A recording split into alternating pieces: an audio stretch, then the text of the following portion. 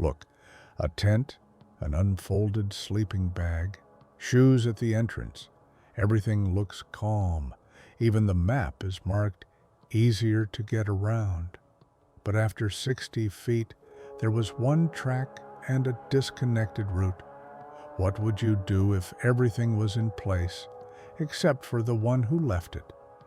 This is a story in which order is preserved, but man is no longer in it. Gunnison County, Colorado, Pike National Forest, July 1990, a 3-day expedition by a research team for the University of Boulder. The goal is to collect a soil sample at an elevation of about 9,000 feet in the area known as Fair Pine Pass, which is marked on old geological maps but not on current routes. Participants: Senior Geologist Dr. Alan Wolf, 29, Assistant Sarah Lott, 24, and second-year student Matt Jensen, 21. All have hiking experience and are officially registered with the Parks Department. Full gear, 2 tents, maps, navigation, 2 GPS beacons, open channel radio, first aid kit, flares. Terrain: rugged but not extreme. Old maps show it as low pass with gradual descent. On the day of departure, July 15th, the group reached the assembly point by evening. On the 4th day, they planned to climb to the mark and spend the night at the ridge.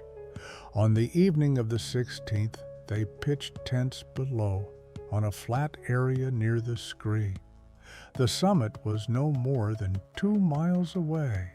The weather was stable, 64 degrees Fahrenheit, dry, light southwest wind. According to Matt, the day passed calmly, taking samples, checking coordinates, roasting on a fire, a normal camp. Sarah felt fine, a little tired, but did not complain. She recorded data on a hand map, and in the evening she separately mentioned that the route is a little crooked, in her opinion, on the northern slope. There is a detour easier. This phrase will later become central. That night, at 12:27 a.m., Matt says he woke up to the sound of lightning, a flash without thunder. At first, he thought it was a flash from a radio or a flashlight. Then he heard Sarah come out of the tent. The door rustled like any unsecured tent. Dr. Wolf, who was sleeping in another tent, claimed he never woke up. He said later that he was awakened only by voices. But Matt captured the moment. I heard her say, "I'll be right back, it's easier there," calmly, like she was going to the bathroom or checking something. I didn't even open my eyes. A minute and a half later, he heard the sound of footsteps on the gravel. Then a sharp cry and silence. He stood up, tried to look around the slope, but Sarah had the flashlight. Dr. Wolf came out a few minutes later. They called her. They walked around the site. And this is where the main line of events began. Sarah Lott disappeared. They reported the next day, and already in the evening, a rescue helicopter landed at the coordinates of the camp. There were 2 tents, 2 pairs of shoes, 2 GPS beacons, and a headlamp left in the clearing. It lay at the edge of the trees, switched on, shining into nowhere. When rescuers arrived at the camp, the first thing they did was record the coordinates of the tents and landmarks. Sarah Lott's tent was closer to the forest, 23 feet from the tree line. Matt Jensen slept in the same tent, but, in his words, further from the exit. The door was open, the zipper unzipped from top to bottom about 2/3 of the way. There were no signs of a struggle or panic inside. Sarah's sleeping bag was unzipped, her headlamp was missing, and her boots were neatly positioned near the entrance. The point from which she left was determined by the shifted stones. The characteristic small gravel easily records the step. From the tent to the northeast, 2 clear prints, sneakers, women's size 6, with wear along the outer edge, match her shoes. This confirms Sarah really got up, put on her shoes, took the flashlight, and walked towards the edge of the forest. Not running, not in a panic, the step is confident. The distance from the tent to the first bush is about 16 feet. There the tracks disappear. Not because of the rain. There was no precipitation. The ground is dry. It's just, after that, there are no dents, no flattened grass, no displaced soil. It's as if she stopped or took a step and disappeared. There, at the edge of the bushes, lay her headlamp. It was shining downwards. When they found it, it was on. The battery was half charged. The body was undamaged. No dirt. The headlamp strap was fastened. That is, it had not fallen off her head, had not flown off, had not been torn off. They took it off and put it down. The service report recorded, "The flashlight was found in an active state. The position is neat. The light is directed towards the ground at an angle of 45 degrees. The location is in the projection of the exit line from the tent, in the zone of visual contact with the camp." So Sarah didn't go blind. She walked in a straight line. She saw the camp, and she put the lantern down, where it was still possible to go back. When Matt Jensen was re-interviewed, he clarified, "I heard footsteps on the gravel, then a very distinct scream. One, not hysterical, as if from surprise."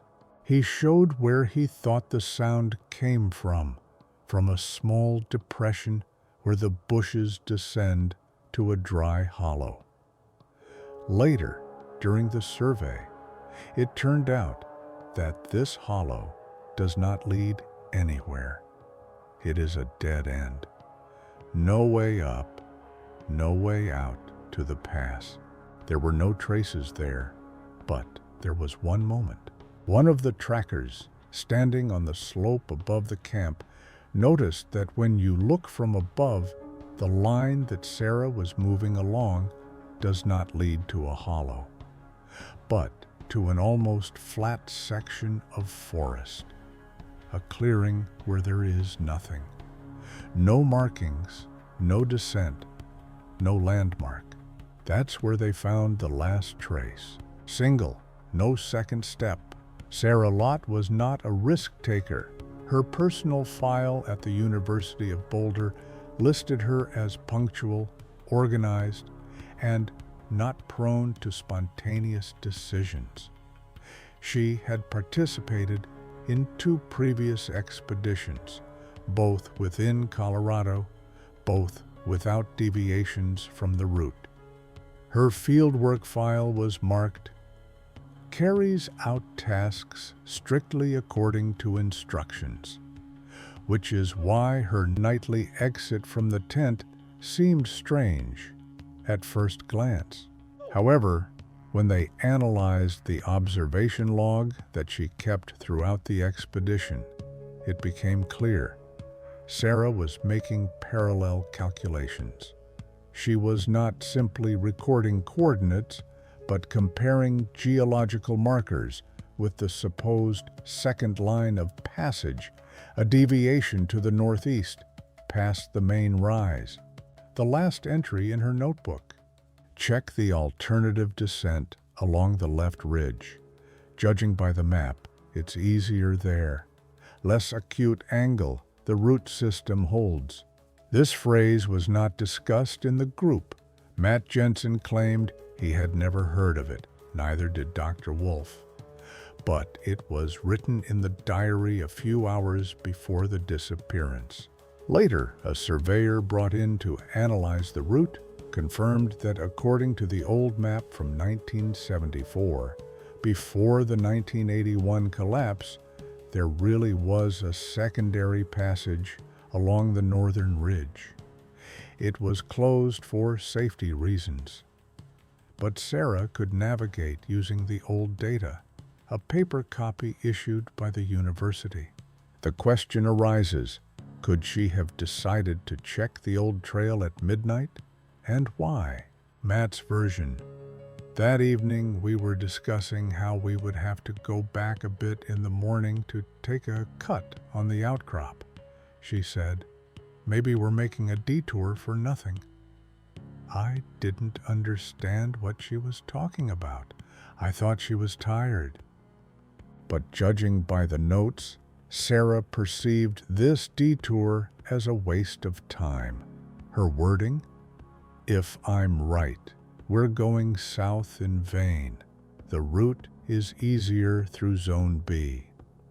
Zone B, according to the markings on her map, is exactly the direction in which she left at night. That is, perhaps she really did not come out by chance, but to test a guess, alone, without a map, with a flashlight. But there is an inconsistency. Everything she described as simpler is in fact absent from the modern map. There is no passage, no descent, no marks in this direction, and, most importantly, no one has passed it since 1981. The decision to go there could have been based on a mistake. But then why did she leave the lantern? Why did she take it off and put it down, just a few feet short of the camp's line of sight? Psychologists who work with disappearances comment, if a person leaves of his own free will, he takes the light. If he gets lost, he uses it to the end. Leaving a flashlight on at a point of visibility is an action with logic, as if she decided further, no light, or the light should stay here. The light remained, she is not. The clearing to which Sarah's line of footsteps led was first surveyed on the morning of July 18th, 34 hours after she disappeared. The area was flat and open, with low grass and sparse bushes. It was roughly oval in shape, about 15 by 30 feet. There were no landmarks, no trails, no flags, no traces of old campsites. But it was here, on the southeastern edge, that the investigators spotted the first single print. A woman's sneaker, same size, same model as Sarah. The footprint is less than a quarter-inch deep, but clear. Nothing around. No second steps, no shifts. It didn't last. It was beginning. When they combed the entire area, they found no other traces, only this one, as if she had appeared here or stayed here and not come here. The footprint was slightly on a slope at an angle, and upon inspection it became clear. It could not have been the last step if the person had continued walking. The center of gravity was shifted forward. That is, the step was made with the intention of moving on. But there was no continuation, no slipping, no support with the other foot. Emptiness, Later, when the drone images were examined, they were launched after the initial inspection. It turned out that the grass in the clearing was flattened around the circumference, as if someone or something had walked around the perimeter without going inside. The diameter of the circle was about 20 feet. All the flattened areas were on the outside along the line. The center was perfectly clean. This happens when a person walks around looking for something, but in this case, there are no traces of entering the circle, only the outer contour.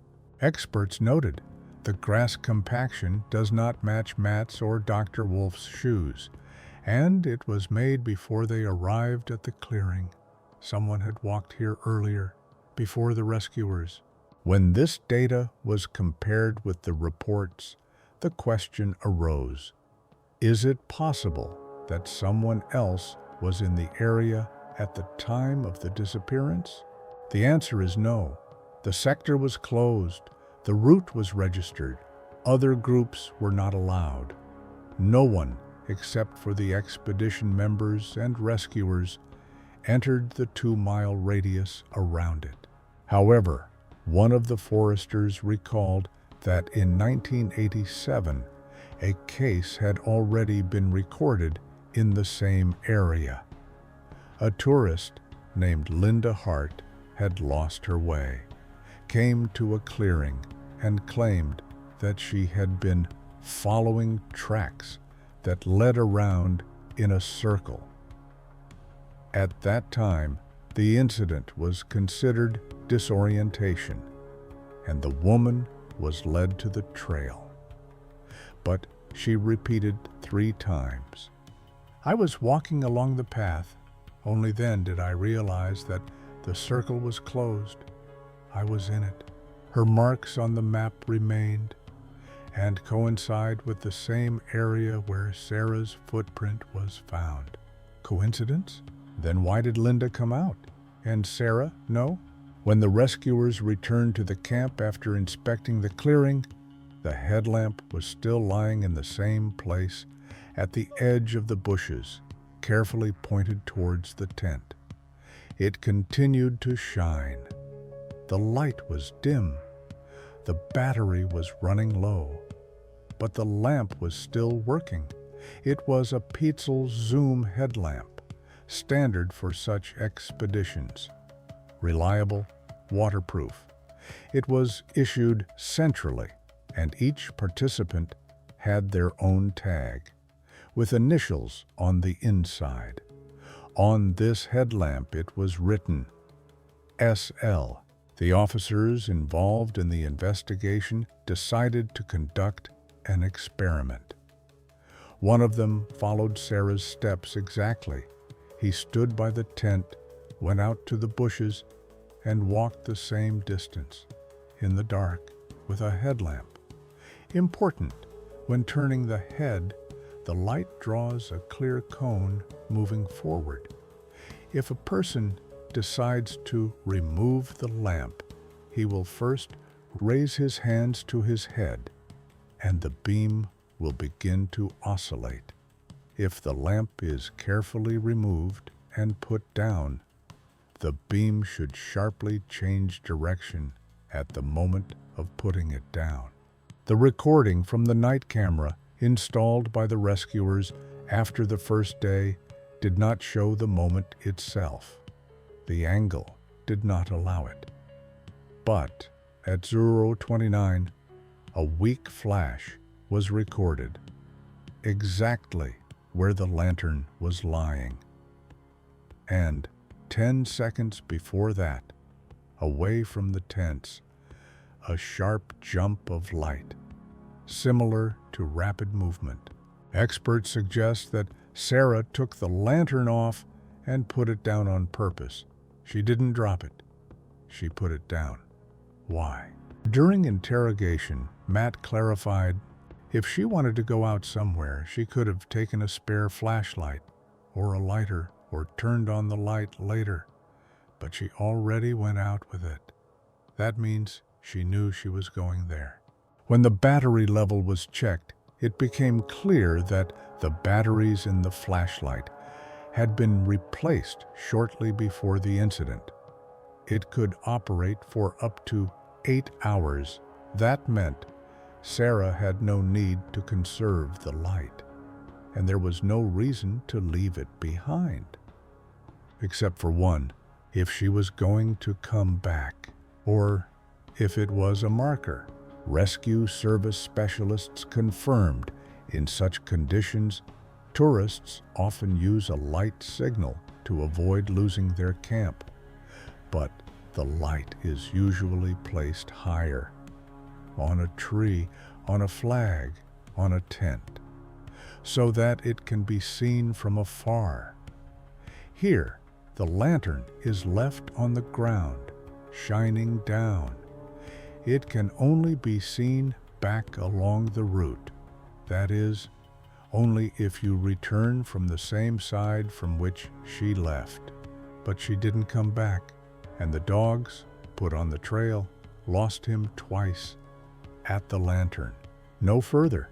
On the 4th day of the search, 3 days after Sarah Lott's disappearance, the officers compiled a summary report based on the testimony of 2 witnesses, Matt Jensen and Dr. Alan Wolf. They were the ones who were in the camp when Sarah left her tent. Their versions of events coincided on the main point. She left at night, but the details were significantly different. Matt Jensen stated, "I woke up to the sound of lightning, like a flash, but no thunder. Then I heard Sarah unzip the tent. She said, 'I'll be right back, it's easier there.' Not loudly, as if to herself. Footsteps, then a scream. One sharp one, wordless, and then silence. He claimed he didn't come out right away. He thought she was sick or tripping, but when she didn't come back, he woke Wolf up. It was within 3 minutes of the scream, but Dr. Wolf's testimony raised more questions. His words, "I was sleeping. I was woken up by a voice, a woman's voice, as if from far away, but understandable," she said. "I went to the second one. I didn't understand what she was talking about, but then Matt said that Sarah was gone. We went out. I didn't hear the scream. Only when we were standing by the bushes there was some kind of echo." The time difference between their reactions is almost 3 minutes. Matt claims the scream was loud. Wolf claims it wasn't. According to internal interrogation records, this discrepancy was assessed as natural distortion under stress. But later, a behavioral analysis expert brought in for consultation pointed out, if one person heard a scream and another did not, and they were within a radius of 6 meters at night, in silence, this may indicate different sound directions, or that one of them was already awake and heard it earlier. An additional discrepancy. Dr. Wolf stated that they found Sarah's flashlight after dawn, whereas Matt claimed that he saw its light immediately when he went out. During the clarifying interrogation, Wolf changed his testimony. "Perhaps he really was already lying down. I just didn't notice. It got light quickly." But weather data shows sunrise was at 05:27, and Matt reported missing at 00:35.